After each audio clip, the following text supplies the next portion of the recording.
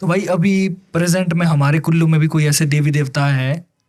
वैसे तो मुझे लगता है मैक्सिमम देवी देवता है जो हमारे महाभारत और रामायण से ही है सारे। जी जी। तो थोड़ा सा हमारी लोकेलिटी के हिसाब से भी बता दीजिए। लोकेलिटी में हमारा जो सबसे पहला रोल आता है वो ऋषि श्रृंग जी का आता है।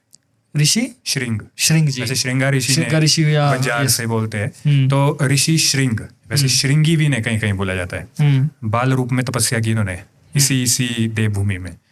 और रामायण में मोस्ट इम्पॉर्टेंट रोल इनका रहा, क्योंकि इन्हीं के द्वारा राजा दशरथ के लिए पुत्रेष्टि यज्ञ संपन्न किया गया था। अब यज्ञ उनके अलग अलग प्रकार होते हैं, तो पुत्रेष्टि यज्ञ मीन्स जिसमें कि पुत्र प्राप्ति के लिए। अच्छा। ऋषि श्रृंग हुए तभी श्री राम हुए। तो हमारे देवभूमि कुल्लू के लिए, देवभूमि हिमाचल के लिए ये बहुत जबरदस्त बात है।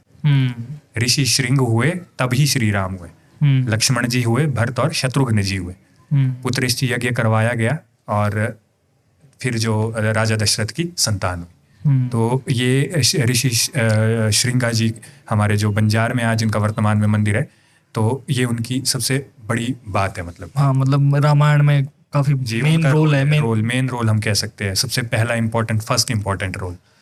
अब जैसे हमारे व्यूअर्स जो दर्शक थे उनके कुछ एक कमेंट्स भी मैंने पढ़े थे, तो कुछ एक ऐसी देवी देवताओं के बारे में वो पूछ रहे थे कि जो कि दशहरे में क्यों नहीं आते हैं। तो जितना मैं जानता हूँ, मुझे लग घाटी के श्री कतरूसी नारायण जी के बारे में पता है। देवता की इंपॉर्टेंस उनकी बहुत ज़बरदस्त है दशहरे के लिए, और काफ़ी प्रभावशाली देवता भी है वो। जहाँ तक मैं जानता हूँ तो उन्हें सभी देवी देवताओं का दादा भी बोलते हैं, कतरूसी नारायण जी। तो दशहरे में उनका रोल है, लेकिन वो आते नहीं है। उसका जो मेन फैक्टर वो ये बताते हैं कि उन्हीं के रथ में जो हमारी माता फुंगणी जी जोगणी है, और अन्य जोगणियाँ जिसमें कि काथी कुपड़ी इस तरह से करके जोगणियाँ भी है, उनका भी वास उन्हीं के रथ में है।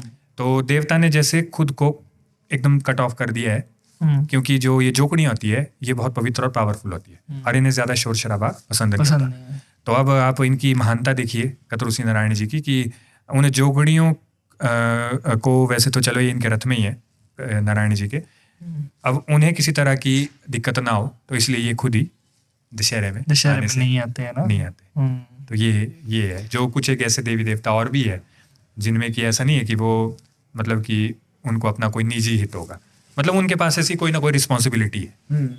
जैसे मैंने आपको नारायण जी का एग्जाम्पल दिया, ऐसे ही और भी कई देवी देवता है कि वो किसी प्रकार के नियमों में बंधे हुए हैं। और देवी देवता ऐसे होते हैं यहाँ की, एक बार वचन दे दिया तो फिर उससे पीछे नहीं हटते हैं। बिल्कुल सही कहा भाई।